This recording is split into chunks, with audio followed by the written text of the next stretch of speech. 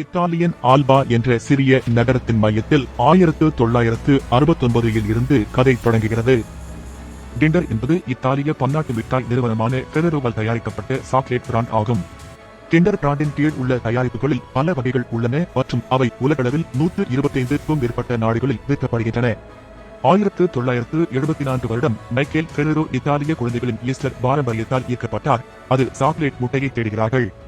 அவர் இந்த கருத்தின் மகிழ்ச்சியை எடுத்து ஆண்டின் ஒவ்வொரு நாளும் அனுபவிக்கக்கூடிய ஒன்றாக மாற்ற விரும்பினார். கிண்டர் ஆச்சரியம் முட்டை கல்வி பொம்மைகளின் உலகத்தை திறந்தது. இது குழந்தைகளையும் பெற்றோர்களையும் ஒன்றாக விளையாட ஊக்குவித்தது. பியூனோ உயிர் பற்றிய மோசமான உண்மை. Kinder 39 gram.